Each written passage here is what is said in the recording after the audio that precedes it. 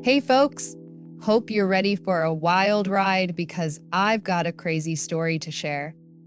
I'm Rosemary, a 32-year-old female, and let me spill all the juicy gossip over here since my friends are tired of me repeating this story at parties. I'm sure by the end of it, you'll agree with me when I tell them, how can I not? This shit is crazy. So, you've probably heard of those MILs who are super weird about their sons, right? The women who breed them mama's boys. The ones who can't seem to let them go and almost act as if they're in a relationship with them. Well, imagine that, but instead of it being your MIL, it's your sister-in-law. Crazy, right? Let me set the scene. My husband, Royce, and I met when he and his family were on holiday in my home country, South Africa. They were visiting Table Mountain, and I was there with some of my girls for some good old-fashioned bonding time. At first, I didn't even notice Royce on our trail, but as we returned from the hike and back down to the restaurant to unwind and enjoy ourselves, he started staring at me from across the room. Eventually, he was bold enough to start making his way towards our table just to chat, buying us drinks, you name it, anything to butter me up. My friends were telling me he was super cute and that I should give it a shot, and he was agreeing with them, laying on the charm pretty thick. I was being flattered, of course, and I found his attempts endearing. Eventually, though, when he would spend more than 10 minutes at our table, I noticed that his sister, Brooke, would come as well, forcing him to get back to their own table. Hi, ladies. You all look gorgeous. Thank you. You look beautiful as well. I am so sorry about my idiot brother. Hey, he has a knack for embarrassing us. Honestly, we're thinking of not inviting him for the next family event. Oh, are you saying he normally does this? He's always flirting with random women when he's on vacation? No. Yes. We all started laughing. Everyone except Brooke. When Royce would tell her he wanted to stay and chat with us a bit more, she would get pissed, stomping back to her table with the rest of their family, who didn't seem to mind Royce's absence at all, mind you, glaring at us. I thought she was just trying to be gracious, avoiding family embarrassment and letting us enjoy ourselves without Royce all up in our business. But with hindsight, I can see that she was just clearly jealous. Let me tell you, the drama unfolds from there. Royce and I had a bit of a summer fling, you could say, just enjoying each other's company for the duration of his stay. We didn't even entertain the idea of anything working out long-term because, well, he was from America and I was still living in SA.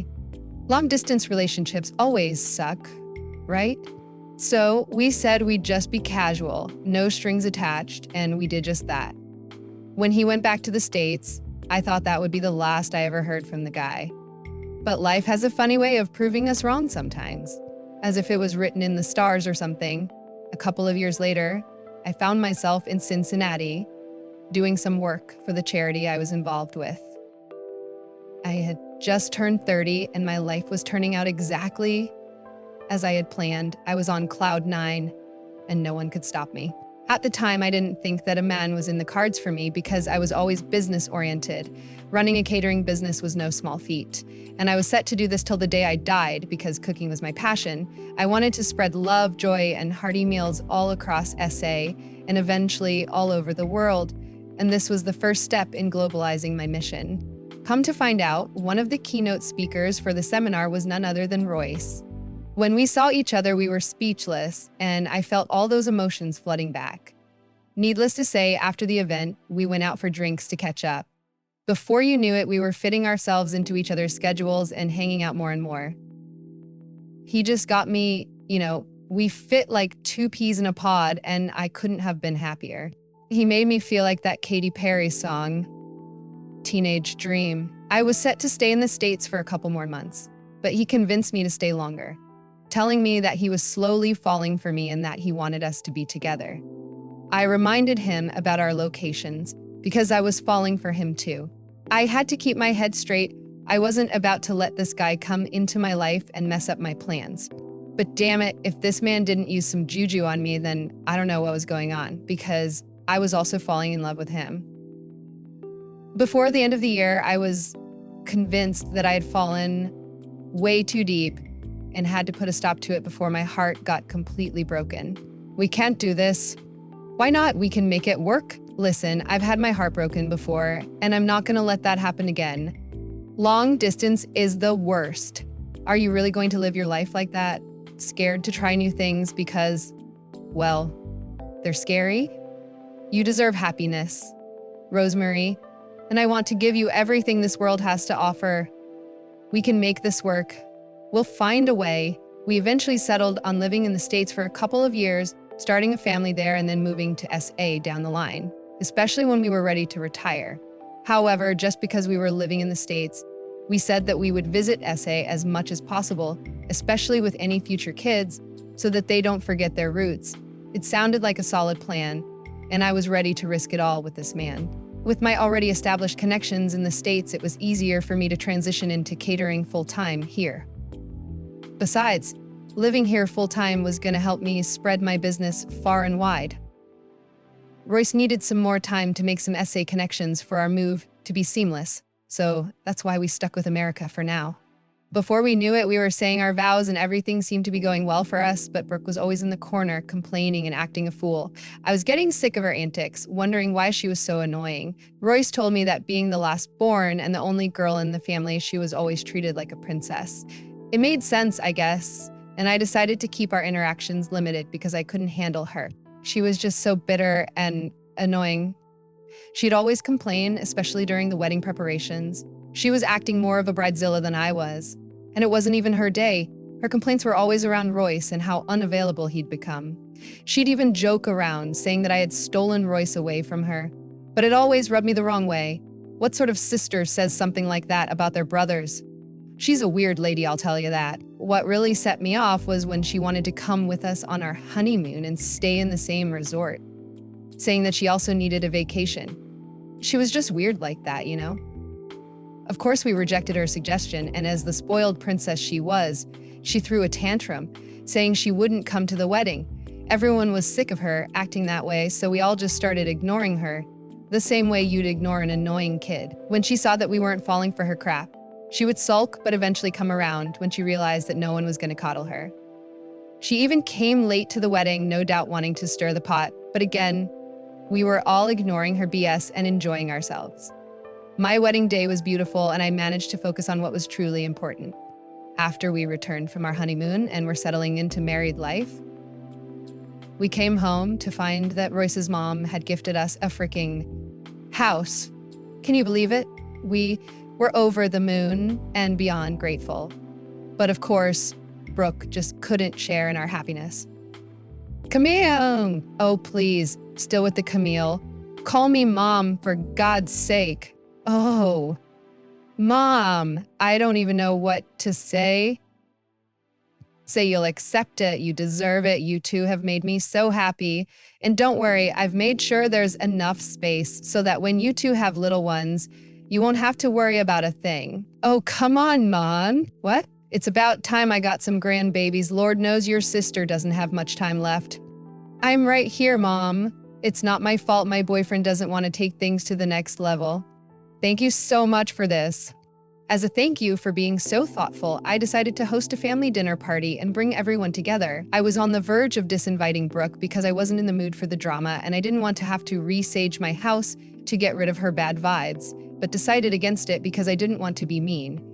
With the way the night went, I wish I had listened to my gut. Everyone was complimenting the food at the dinner table, saying how amazing it was to taste some South African culture. Brooke, however, was being an ass, saying some rude and, dare I say, racist things about the food. We were all getting sick of her mouth when Royce had enough. He just yelled at Brooke and told her to go home if she wasn't happy. Yikes. It just seems like peasant food. Excuse me?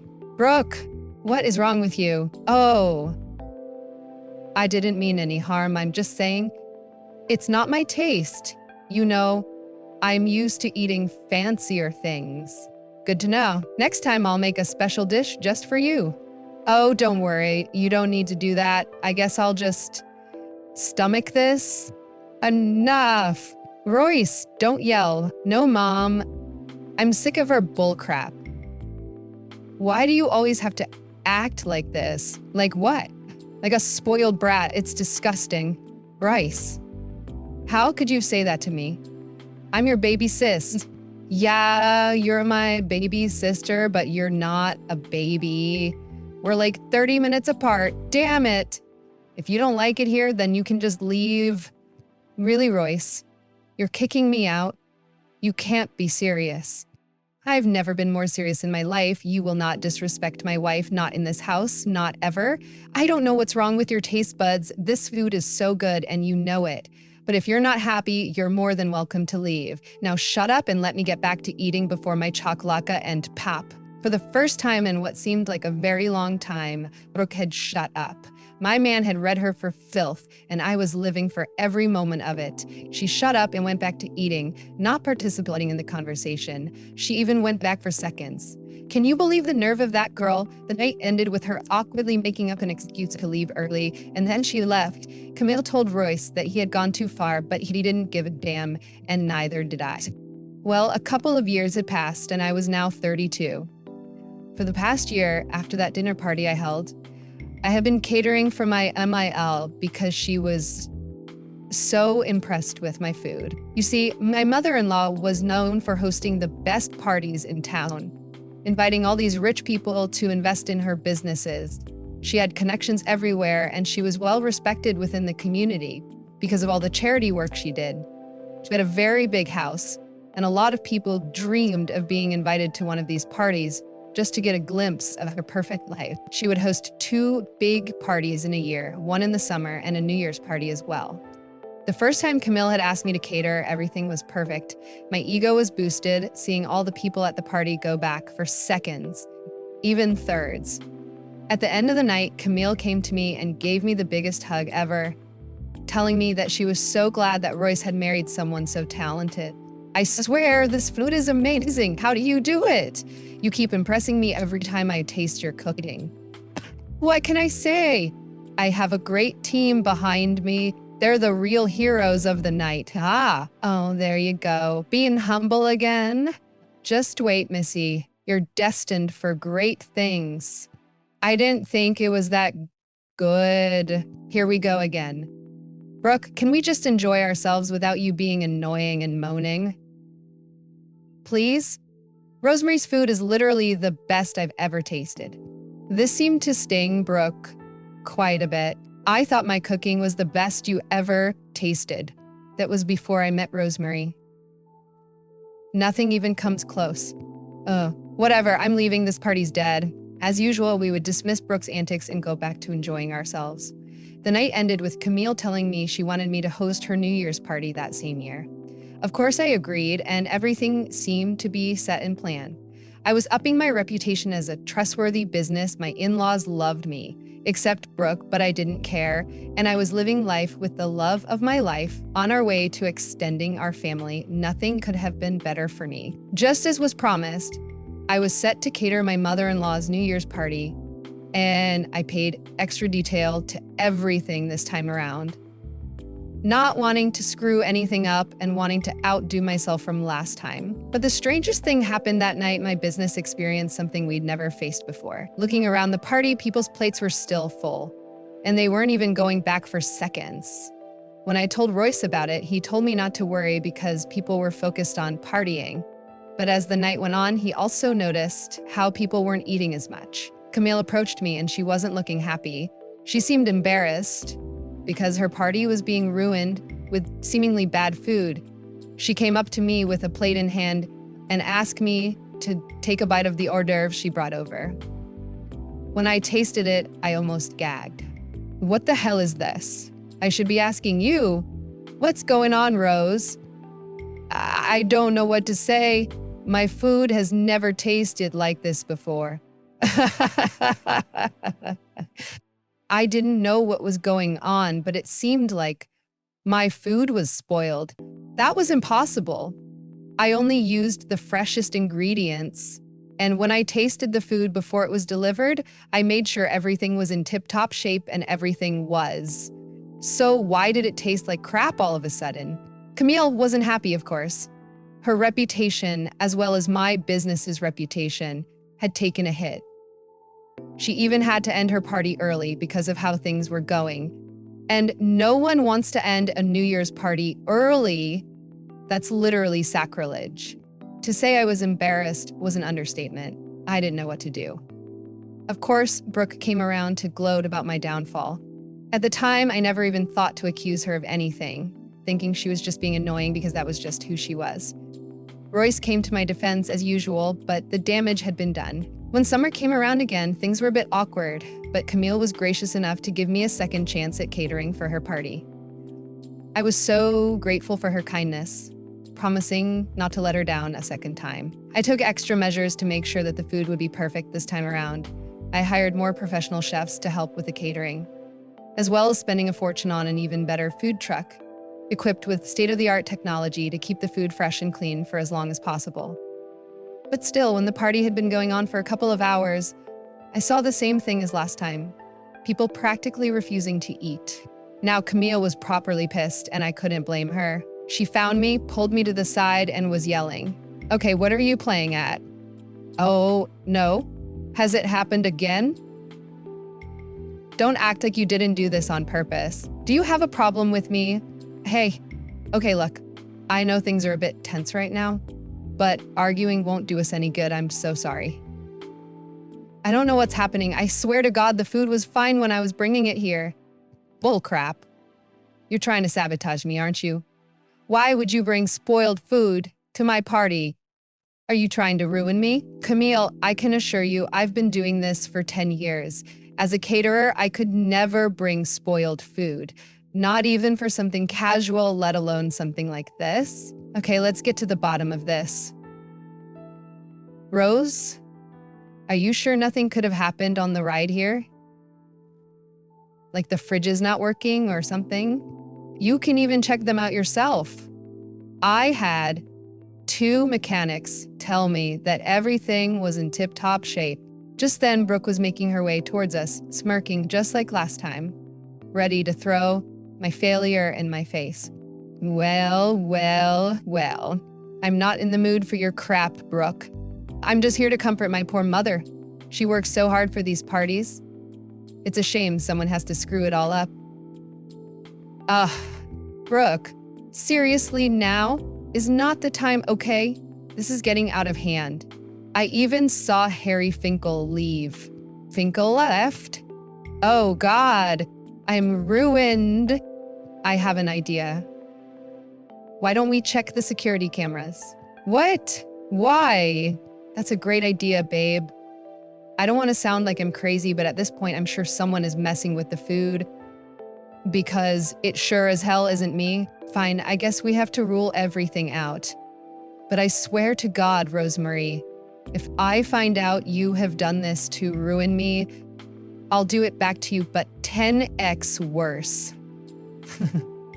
Camille, if I sabotaged your food, may God strike me where I stand right now. Let's go check out those cameras. We'll get to the bottom of this. For some reason, all of a sudden, Brooke was trying to get us to stay there and enjoy the crappy party, telling us the party wasn't ruined and that we shouldn't worry about it.